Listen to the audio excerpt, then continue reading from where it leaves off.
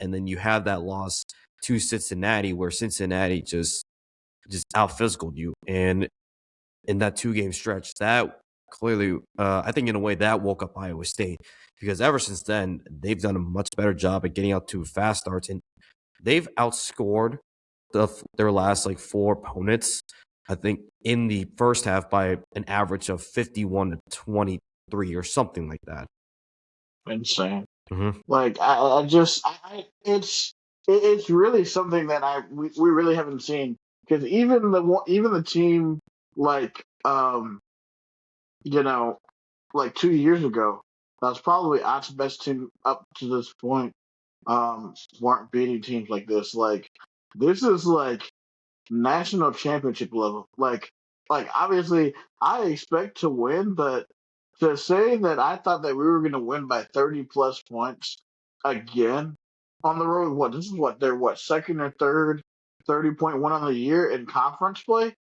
Like, I mean, we're destroying teams. Like, I like like total domination from start to finish.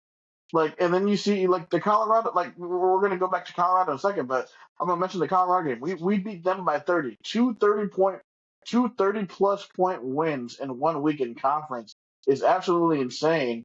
And then this Colorado team goes on the road and destroys TCU by 26 points. So, like, honestly, this is absolutely amazing, and we're gonna just really get into that. Like, the fast starts are just boosting the cycle.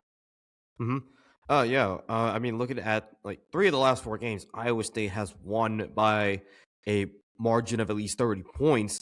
And even when you went to Oklahoma State, you only won that game by 13, but you did get out to that 30-point lead at halftimes. And that was just, I think Oklahoma State, that game was just a case of it's human nature in a way where it's like, you obviously, like, you're going to fall into a bit of a lull and you probably aren't going to play as hard because like you're up by 30, you're feeling good, you're probably not going to have your foot on the gas. But I mean, something that was different about like Kansas State, Iowa State got a big. Kansas State goes on a 10-4 run, and just before the under 16 media timeout, TJ Altenberger calls a timeout, and he's chewing the team's ass on that, like, for giving up that start, and it looked like the message got out clear, and Iowa State just put their foot back on the gas, put back on the next to Kansas State, and never looked back. Even TJ is like evolved too. He's like, yeah, like he knows what this team can do. And I mean, at that point in time, they weren't playing the greatest to start that second half, and he gave him the business, and the team responded. And I like that. That was really good to see. I mean, even when you're up 23, you're still coaching them as if like the game isn't over until it's over. And that was just a beautiful statement in that game. And I mean, within the game itself, like that start was huge. But I mean, not just that, but think about the balanced scoring in this game for Iowa State. Yeah, I'm gonna share my screen because it will really show the justice of how balanced this game was offensively.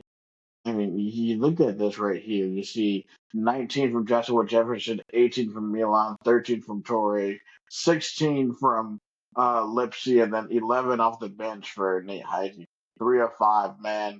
If he can get going, and this was like around the time last year where he started to get hot, and he ended up being one of our best players, especially once we got to the tournament and Keyshawn got hurt.